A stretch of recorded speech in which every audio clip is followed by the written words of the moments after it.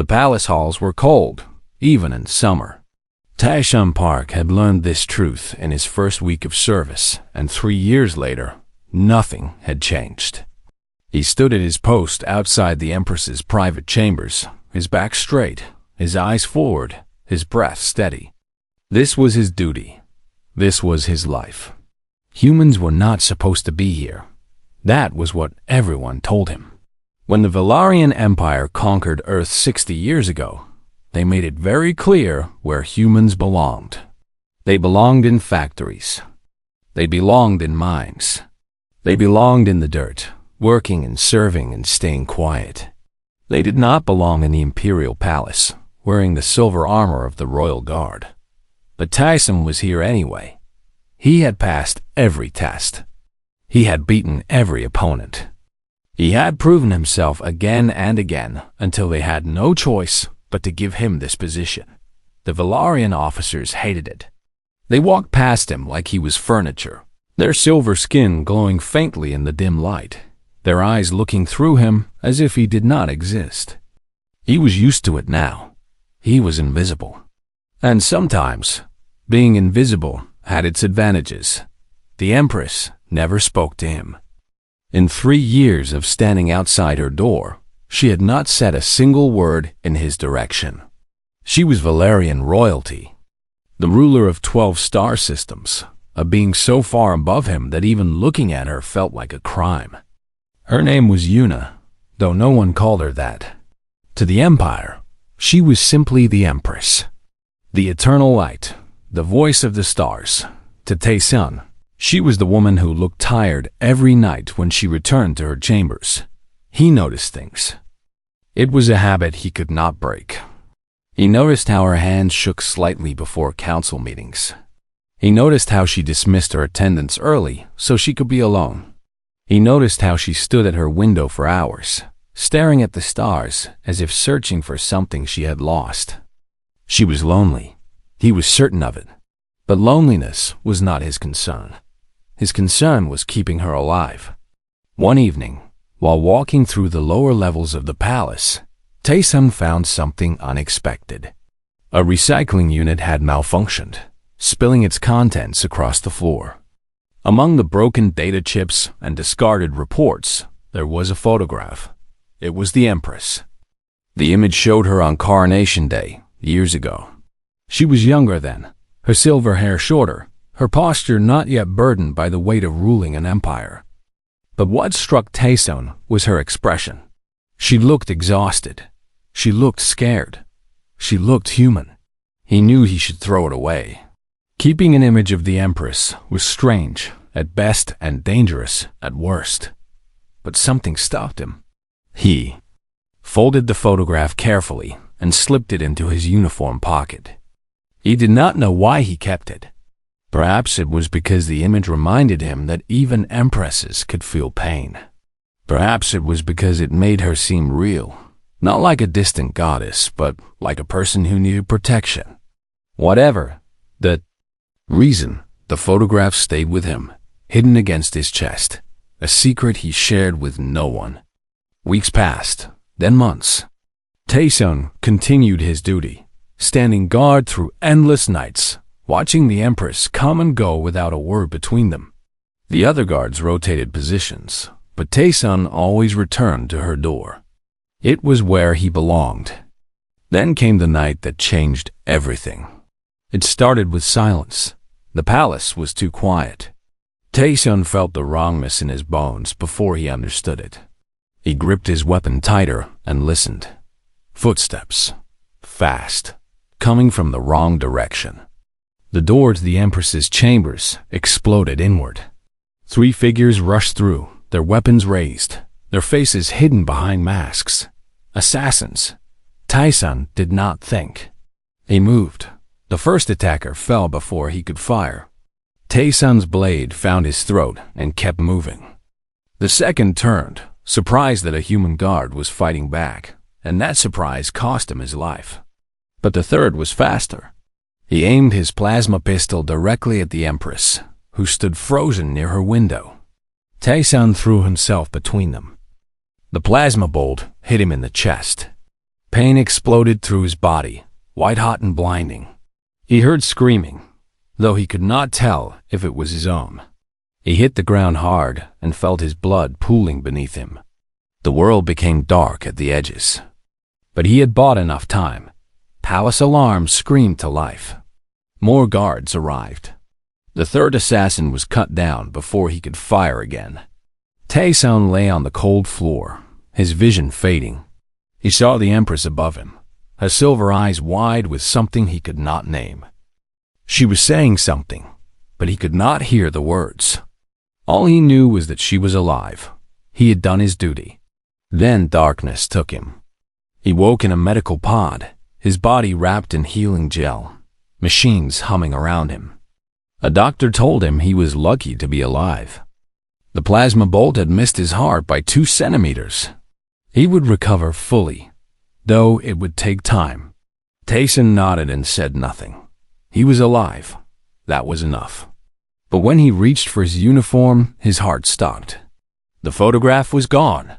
He searched frantically, ignoring the pain in his chest. The pocket was empty.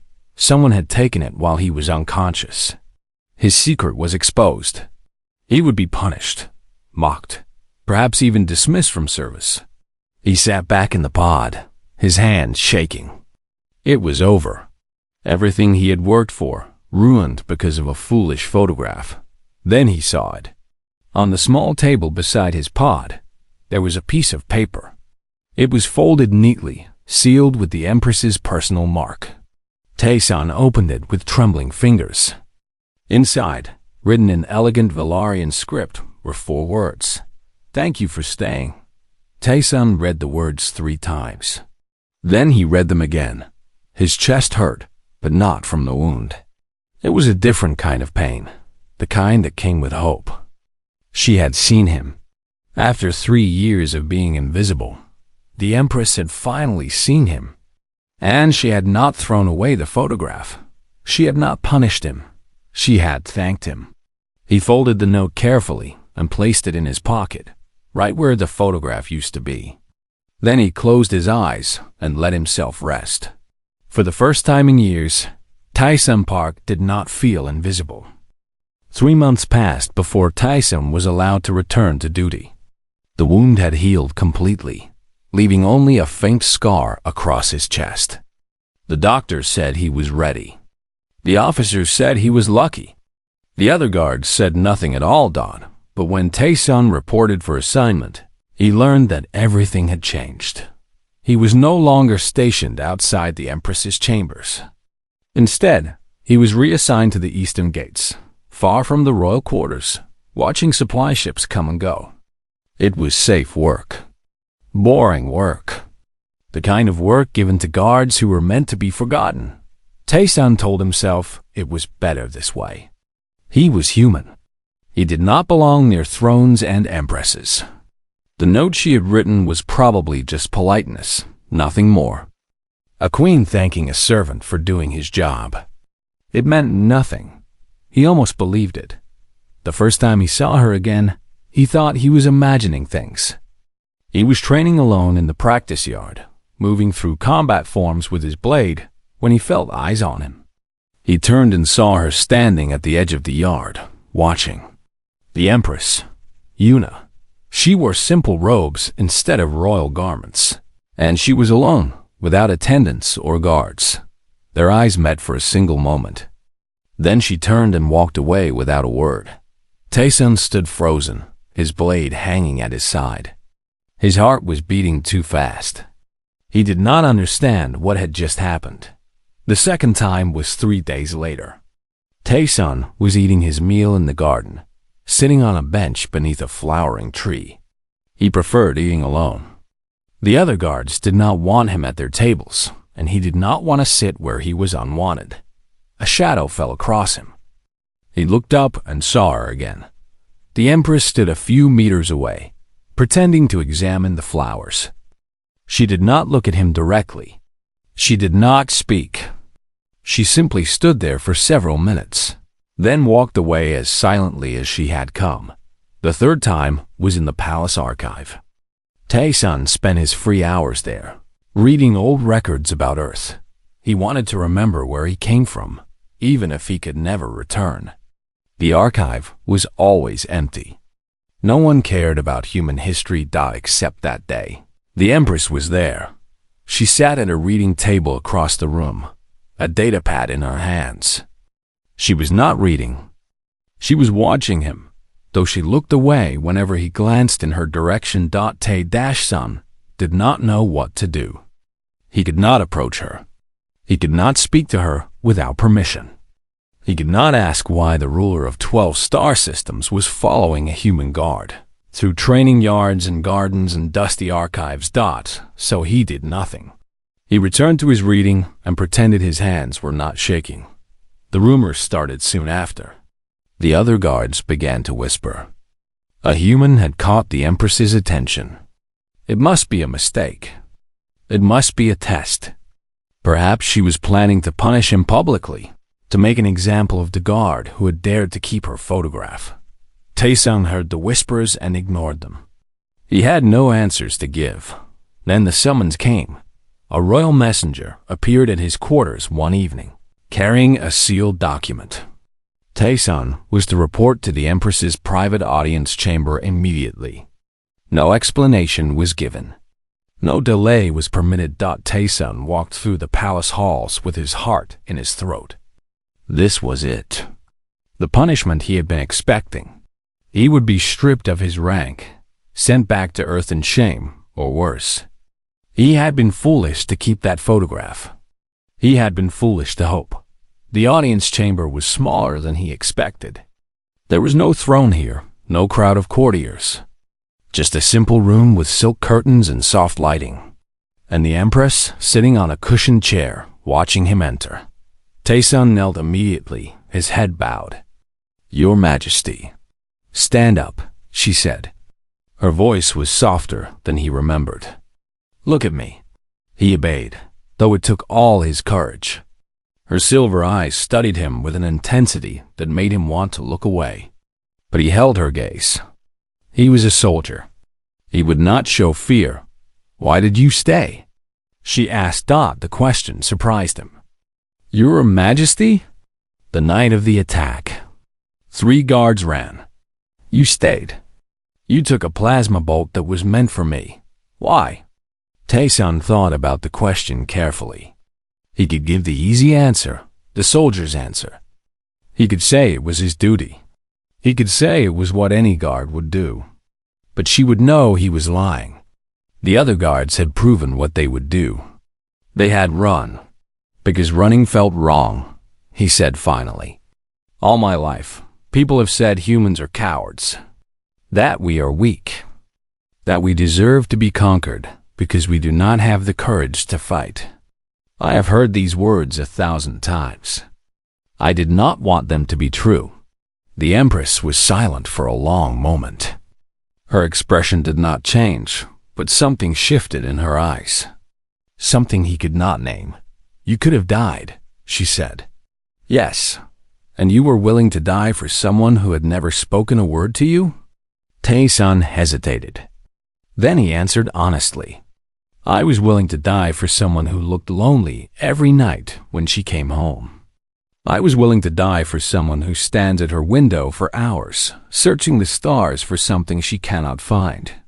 You are the Empress, but you are also a person. And every person deserves protection.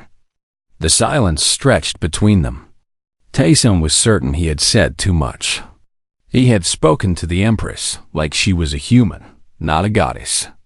He had admitted to watching her, studying her, caring about her in ways no guard should care about a ruler. But when she finally spoke, her voice was not angry. It was tired, and perhaps just slightly relieved. You see too much Tae-sung Park. She knew his name. She had learned his name. Your Majesty, you are reassigned, she said, cutting him off. Effective immediately. You will return to your position outside my chambers. Tae-sung blinked. The High Council will object. Let them. She stood and walked toward the window, her back to him. For a moment, She looked exactly like she did in the photograph he had carried. Tired, burdened, alone. "There is a prince from the Corvani system," she said quietly. "They want me to marry him. He is cruel. His empire burns entire worlds for sport. If I refuse, there will be war. If I accept, I will spend my life beside a monster." Tae-san did not move. He did not breathe. The Empress turned to face him. Her eyes were bright with something that might have been desperation. "I'm asking you to help me find another way." The words hung in the air between them. Tae-san understood their weight. She was not asking him as an empress asks a servant. She was asking him as a person asks another person. He should say no. He should bow and leave and forget this conversation ever happened. He was just a human guard. He had no power, no influence, no way to change the fate of empires. But he thought of the photograph. He thought of her standing at the window, searching for something she had lost. He thought of running and how it felt wrong. "What do you need me to do?" he asked. For the first time since he had known her, the Empress smiled. It was small. It was brief. But it was real. And Tae-san knew in that moment that his life would never be the same. Officially, Tae-san was still just a guard. He stood at his post outside the Empress's chambers, silent and watchful, exactly as he had done for years. The High Council grumbled about his reassignment, but could do nothing to stop it. The Empress had spoken. Her word was law. Unofficially, everything was different. Tae-san became something the Empire had never seen before. He was the Empress's secret messenger, traveling to places where no Valarian could go without attracting attention. He carried no title, no authority, no official documents. He carried only a small seal with the Empress's personal mark, hidden in a chain around his neck. His first mission took him to the outer colonies, where humans lived in crowded settlements, far from Valarian eyes. These were not the obedient workers of the inner systems. These were the forgotten ones, the rebellious ones, the ones who still remembered what Earth used to be. Tae-san found them in an underground meeting hall, 24 men and women with hard eyes and harder hearts. They called themselves the Free Human Confederacy, and they had spent decades fighting a shadow war against the Empire. When they saw Tae-san's guard uniform, they nearly killed him on the spot. "I come with a message," Tae-san said calmly, even as weapons pointed at his face. "From someone who wants the same thing you want." "No Valarian wants what we want," a woman named Hannah spat. She was their leader, small and fierce, with scars across her hands from years of fighting. "The Empress is our enemy. She rules the empire that enslaved us." Tae-san reached into his collar and pulled out the seal. "She sent me here. She wants reform. She wants change. But she cannot do it alone." Hannah stared at the seal. Her expression did not soften, but something flickered in her eyes. Doubt. Or maybe hope. "Why would we trust her?" Hannah asked. "Because she trusts me," Tae-san said simply. "And I am one of you." The negotiations took weeks. Tae-san slept on cold floors, ate poor food, and answered the same questions over and over. Why was the Empress different? What guarantee did they have? How could they know this was not a trap? He had no perfect answers. He had only his word, his presence, and the seal against his chest. Slowly, carefully, trust began to build. The Confederacy did not agree to join the Empress, but they agreed to listen. They agreed to wait. For now, that was enough. Tae-san returned to the palace and reported to Yuna in secret. She listened without interruption, her silver eyes fixed on his face.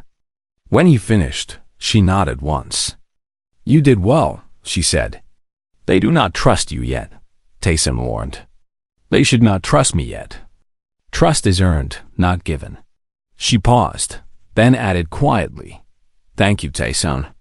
for believing this is possible. He bowed his head. I believe in you, Your Majesty. Something passed between them in that moment. Something neither of them spoke aloud.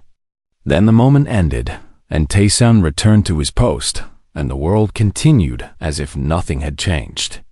But everything was changing. Over the following months, Tae-san traveled constantly. He visited neutral stations where alien traders gathered, whispering the Empress's name to those who might be sympathetic. He met with reformers within the Valarian government, nobles who were tired of endless conquest and wanted a different path. He even contacted other conquered species, beings who had suffered under the Empire just as humans had. Each mission was dangerous. Each conversation was a risk. If the High Council discovered what he was doing, he would be executed without trial. But Tae-san did not stop. He could not stop. Not when he remembered the way Yuna looked at the stars, searching for something better. Then he discovered the conspiracy. It happened by accident. Tae-san was passing through a private corridor of the palace when he heard voices behind a closed door. He should have kept walking, but something in the tone made him pause. He pressed his ear to the metal and listened. The Empress is becoming a problem, a voice said. Tae-san recognized it. Lord Duri, one of the most powerful members of the High Council. She delays the Corvani marriage. She sends that human on strange errands. She speaks of reform as if it were not treason. What do you suggest? Another voice asked. The Corvani prince wants her dead. If we help him, he will reward us greatly. A new ruler will be chosen, one who understands how empires are properly run. Tae-san's blood went cold. They were planning to assassinate the Empress. They were planning to put a puppet on the throne. He pulled away from the door and forced himself to walk calmly through the corridors. His mind was racing. He needed to warn Yuna. He needed to tell her everything. But he never got the chance. They were waiting for him outside his quarters. 6 council agents, armed and armored, their faces hidden behind masks. Tae-san fought. He took down 2 of them before they overwhelmed him. Something hit the back of his head, and darkness swallowed him whole. He woke in a cell. The walls were bare stone. The air was cold and damp. Chains bound his wrists to the floor. His head throbbed, and dried blood covered the side of his face. A door opened. Lord Duri entered, his silver skin glowing faintly in the dim light. He looked at Tae-san the way someone might look at an insect. A human spy in the Imperial Palace, Duri said calmly. Working against the Empire. Working for enemies of the throne. The penalty is death. I work for the Empress, Tae-san said through gritted teeth. The Empress is irrelevant. Soon, she will be gone, and no one will remember the foolish human who tried to help her. Duri smiled coldly. Your execution is scheduled for tomorrow morning. Public, of course. We want everyone to see what happens to traitors. He turned and left. The door slammed shut behind him. Tae-san sat in the darkness, his chains cutting into his wrists. He had failed. After everything, all the missions, all the risks, he had failed. Yuna did not know about the conspiracy. She did not know about the danger. And tomorrow, he would die, and she would follow soon after. He closed his eyes and thought of the photograph. He thought of her tired smile. He thought of the note she had written. Thank you for staying. At least he had stayed until the end. At least he had tried. The hours passed slowly. Tae-san drifted in and out of consciousness, too exhausted to stay awake, too afraid to truly sleep. He dreamed of Earth, of blue skies and green fields, of a world he barely remembered. Then he heard footsteps. They were soft, almost silent, nothing like the heavy boots of guards. Tae-san lifted his head and stared at the door. It opened. The Empress stood in the doorway. She was not wearing royal robes. She was wearing armor. Simple, practical, but the kind soldiers wore into battle. Her silver hair was tied back, and her eyes were burning with a cold fury Taesun had never seen before. "Your Majesty," he whispered, "what are you doing here?" "I did not give you permission to die for me," she said. Her voice was steady, but there was something underneath it. Something raw. "Get up, Taesun. We are leaving." She knelt beside him and broke his chains with a small plasma cutter. Her hands were gentle as she helped him stand, one arm around his waist, supporting his weight. "The council," he managed. "They are planning." "I know," she said. "I have known for weeks. I was gathering evidence. I was waiting for the right moment." Her jaw tightened. "They moved faster than I expected. They took you to force my hand. You should not be here. If they find you, then they find me." She met his eyes, and for a moment, all the masks fell away. He saw not an Empress, but a woman who had come alone into enemy territory to save one man. "I have already lost too much, Taesun. I will not lose you too." She half carried him through dark corridors and hidden passages, moving with a certainty that told him she had planned this escape carefully. They emerged into the palace gardens, where a small ship waited in the shadows. As they climbed aboard, Taesun looked back at the palace one last time. The place he had served for years. The place that would now call him traitor. "Where are we going?" he asked. Yuna started the engines. Her face was grim but determined. "To start a war," she said, "and to end an empire." The ship rose into the night sky and disappeared among the stars. The message went out to every corner of the galaxy. Every station, every colony, every ship with a communication array heard the Empress's voice. "I was taught that some species are born to rule and others to serve. I was taught that power comes from strength, and strength means conquest.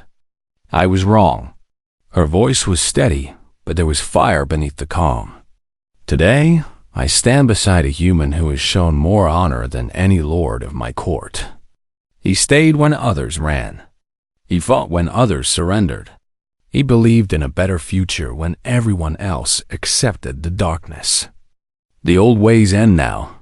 Join me or stand aside." The transmission ended. Silence followed. Then the galaxy exploded. Some worlds rallied to her banner immediately. Colonies that had suffered under the Empire saw hope for the first time in generations. Reformers who had hidden in shadows suddenly found the courage to speak. The Free Human Confederacy, the rebels Taesun had contacted months ago, declared their support publicly, but other worlds chose differently. The High Council denounced the Empress as a traitor. They named her a human sympathizer, a madwoman, a danger to everything the Empire stood for. The Kolvani prince, the cruel ruler Yuna had refused to marry, launched an invasion fleet. He promised to burn every world that supported her. Civil war had begun. Taesun stood on the bridge of their flagship, watching the battle display with tired eyes. 6 months had passed since their escape from the palace. 6 months of running, fighting, building alliances from nothing. He had aged years in that time. They all had. Yuna stood beside him, dressed in the simple uniform she had worn since abandoning her throne. She no longer looked like an empress. She looked like a soldier, a leader, someone who had given up everything for a chance at something better. "Report," she said quietly. A young officer, a Valarian reformer named Minji, looked up from her console. "The Kolvani fleet has entered the system. 300 warships. They outnumber us 2-1. Taesun felt the weight of those numbers. Their coalition was strong, but not strong enough. Human rebels, Valarian reformers, alien species who had joined their cause. They had all come together against impossible odds. But odds were still odds. "We hold the line," Yuna said. "We give them nothing easily." The battle began an hour later. Space lit up with weapons fire. Ships exploded into clouds of metal and flame.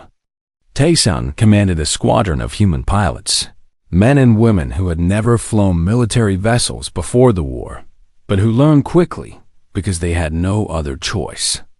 They fought with a desperation the Corvani had not expected, but desperation alone could not win battles. "They are breaking through the left flank," Minji reported, her voice tight with fear. "If they reach the command ship, they will not reach the command ship," Taesun said. He turned to Yuna. "I need a boarding team. 10 volunteers. We take the Corvani flagship directly." Yuna's eyes widened. "That is suicide?" "Maybe, but if we kill their command structure, their fleet falls apart." "They are not fighting for a cause. They are fighting for a prince. Remove the prince and the war ends." Yuna grabbed his arm. Her grip was strong, almost painful. "I cannot lose you." Taesun looked at her. Really looked at her. In 6 months of war, they had never spoken about what existed between them. There was never time. There was never safety. They were always fighting, always running, always one step away from death. But he saw it in her eyes now. The same thing he felt in his own heart. "You will not lose me," he said softly. "I promise." He did not wait for her response. He could not afford to. He gathered his team 10 humans who volunteered without hesitation and boarded a small assault shuttle. They launched into the chaos of battle, weaving between explosions and debris, heading straight for the Corvani flagship. The boarding was brutal. Corvani soldiers met them at the airlock, and the fighting was hand-to-hand, blade to blade.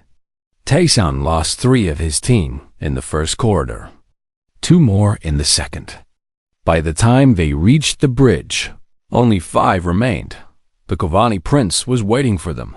He was tall, even for his species, with dark red skin and eyes like burning coals.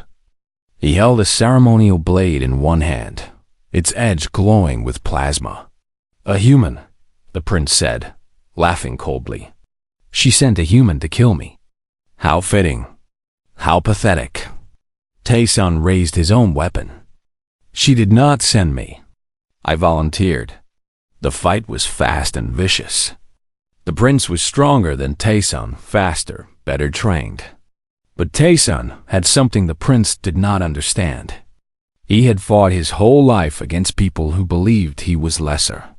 He had survived by refusing to accept their judgment. The prince's blade cut deep into his shoulder. Taesun did not stop. He kept pushing forward, kept attacking, kept bleeding. He thought of Yuna. He thought of the photograph. He thought of every human who had ever been told they were not good enough. His blade found the prince's throat. The prince fell. The bridge went silent. Corvani officers stared in disbelief at the humans standing over their fallen leader. "This war is over," Taesun said. His voice was weak, but it carried. "Surrender, and you will be treated fairly. Fight, and you will die like him." One by one, they dropped their weapons. Taesun tried to take a step forward. His legs would not work. The world tilted sideways, and he felt himself falling. The last thing he heard before darkness took him was the sound of the Corvani fleet, broadcasting surrender. He woke in a medical bay. Everything hurt. His shoulder, his chest, his head. Machines beeped around him, pumping healing fluids into his veins. He was alive, though he did not understand how. Then he felt a hand holding his. He turned his head and saw Yuna sitting beside him. Her eyes were red, as if she had been crying, though her face was calm now. She had not slept in days. He could tell from the shadows under her eyes. "You are awake," she said softly. "The battle?" He managed. "We won. The Corvani fleet surrendered after you killed the prince. The war is ending." She paused. "You nearly died, Taesun. The doctor said it was a miracle you survived." He tried to smile. "It hurt. I made a promise." Yuna leaned closer. Her hand tightened around his. When she spoke again, her voice was barely a whisper. "I know you keep my photo in your pocket."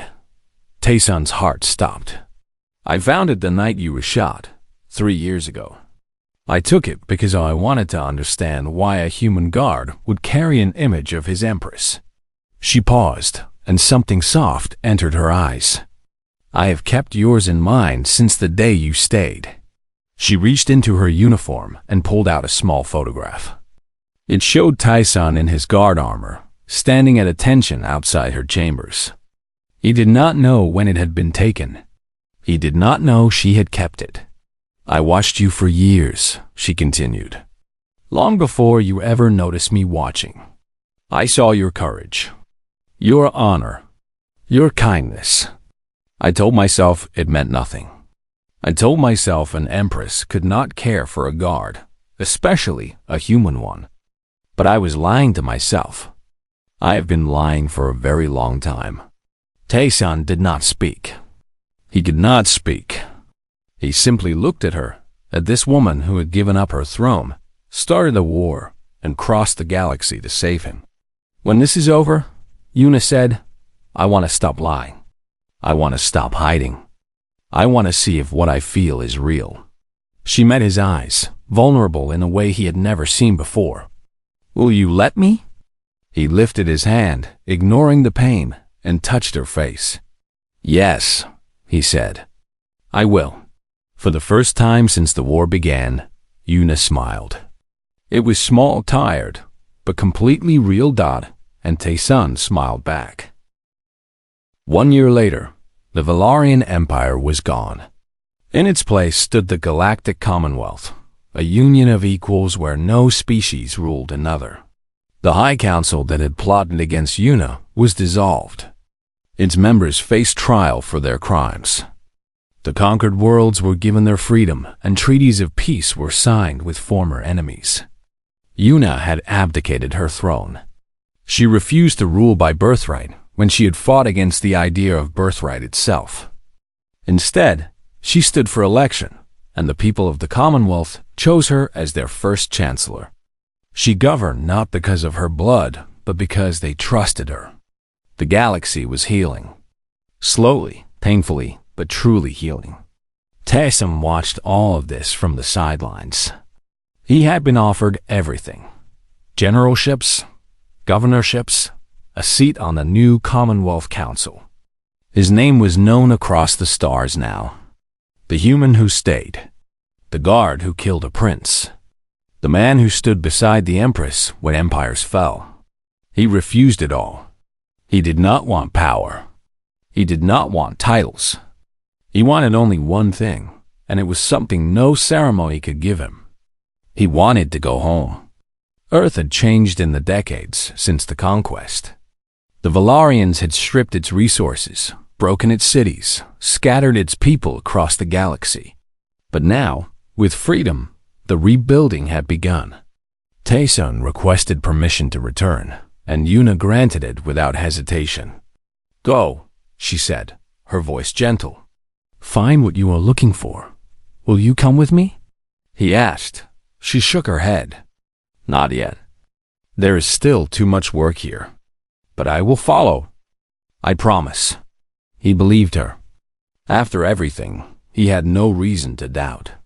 The ship landed on the coast of what used to be Korea. Taesun walked down the ramp and felt Earth's wind on his face for the first time in over a decade. The air smelled different than he remembered. Cleaner, somehow. More alive. The cities were being rebuilt. He walked through streets where children played, where families gathered, where humans lived without fear of Valarian masters. They looked at him with recognition sometimes, pointing and whispering. He smiled and kept walking. He did not need their thanks. Their freedom was thanks enough. He found a cliff overlooking the ocean. The Pacific stretched endlessly before him, blue and vast and eternal. He had dreamed of this view during his years in the palace. He had imagined standing here, breathing this air, feeling the sun on his skin. Now it was real, and he did not know what to do with the feeling in his chest. He stood there for hours. When the sun began to set, he heard footsteps behind him. Yuna walked across the grass to stand beside him. She was not wearing the formal robes of a chancellor. She wore simple clothes, practical and unadorned. No guards followed her. No attendants surrounded her. She had come alone, just as she had come to his cell on the night of his execution. "You are early," he said. "I finished faster than expected." She looked out at the ocean, her silver eyes reflecting the fading light. "It is beautiful here.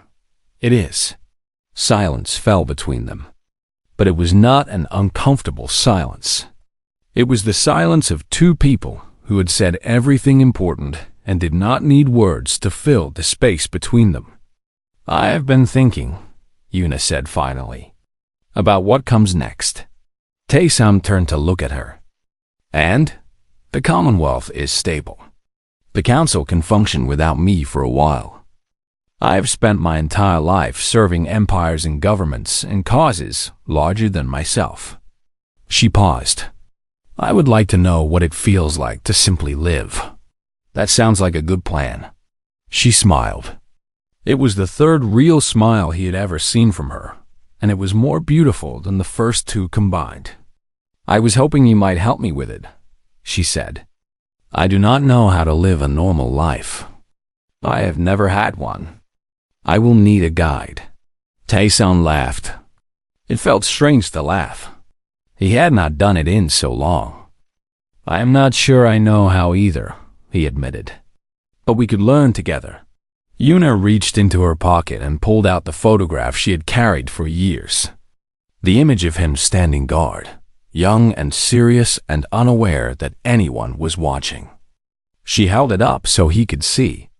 "I kept this through everything," she said. "Through the war, through the battles, through every moment when I thought we would not survive.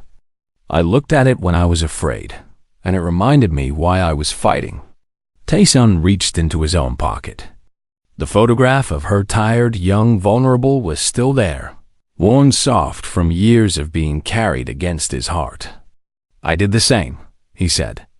Yuna stepped closer. Close enough that he could see the faint silver threads in her hair, the tiny lines at the corners of her eyes. She had aged during the war. They both had. But she had never looked more beautiful to him than she did now, standing on a cliff on Earth, bathed in the light of a setting sun. "What happens now?" she asked. It was the same question he had asked her once in a different life. He took her hand. Her fingers were cool against his, but they warmed quickly. "Now," he said, "we stop saving the galaxy and start living in it." They stood together as the sun disappeared below the horizon. The stars emerged, one by one. The same stars that Yuna had watched from her palace window. The same stars Tae-sun had traveled through as a messenger, a soldier, a symbol. But tonight, they were not Empress and guard. They were not chancellor and hero. They were simply two people who had found something impossible in each other, something that had survived conquest and betrayal and war. Yuna leaned her head against his shoulder. Tae-sun wrapped an arm around her waist. Neither spoke. Neither needed to. In his pocket, he still carried her photograph. In hers, she carried his. They had never asked for these small pieces of each other. They had simply kept them, through everything, because some things were worth more than empires. As the night deepened and the waves crashed against the shore below, Tae-sun felt something he had not felt since he was a child. Peace. True. Complete. Unshakable peace. He looked down at Yuna, at this woman who had given up everything for a better world, and he made himself a promise. He would spend the rest of his life making sure she never had to fight alone again. He would stand beside her, not as a guard, but as a partner, an equal, someone who chose to stay, not because it was his duty, but because there was nowhere else he would rather be. The stars shone down on them, silent witnesses to a love that had changed history. And somewhere in the distance, the first lights of a new dawn began to appear on the horizon.